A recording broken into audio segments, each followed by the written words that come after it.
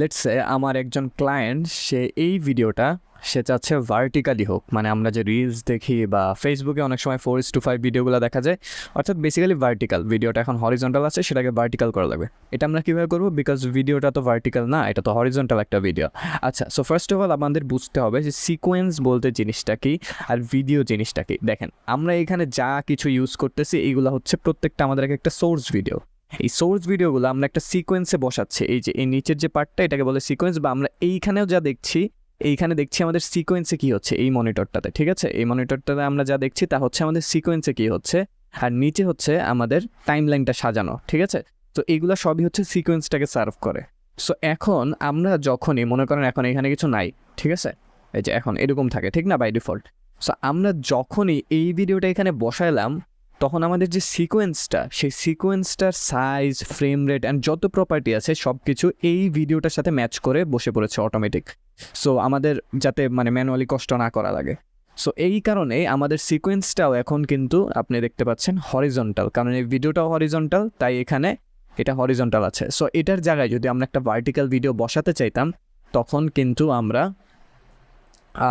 বসাতে পারতাম, ঠিক না? এখানে যদি আমরা একটা ভার্টিক্যাল ভিডিও বসাতে চাইতাম তাহলে এটা ভার্টিক্যাল হয়ে যেত।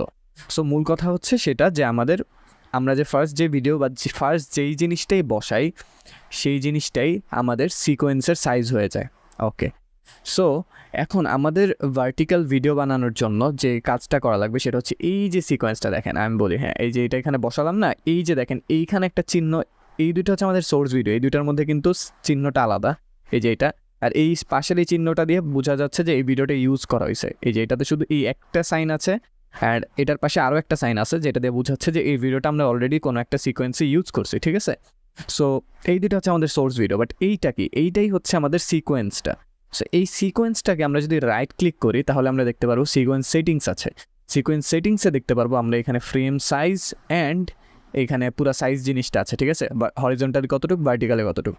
সো আমাদের এই সিকোয়েন্সের সাইজটাই চেঞ্জ করতে হবে। সো এই সাইজটা আমরা চাই হচ্ছে 1350, সরি আমরা এটাকে চাই 1080, মানে হরিজন্টালি 1080, অ্যান্ড এটার হাইটটা চাই আমরা 1350, যেটা হচ্ছে 4:5 ভিডিও, যেটা নর্মালি ফেসবুক, লিঙ্কডইন বা নর্মালি লাইক টিকটক বাদে প্রায় যে কোনো টিকটক রিল টাইপের যে কোনো সোশ্যাল মিডিয়া বাদে সব জায়গায় এটাই চলে, বা টিকটক এটা চলে, আসলে সব জায়গায় চলে।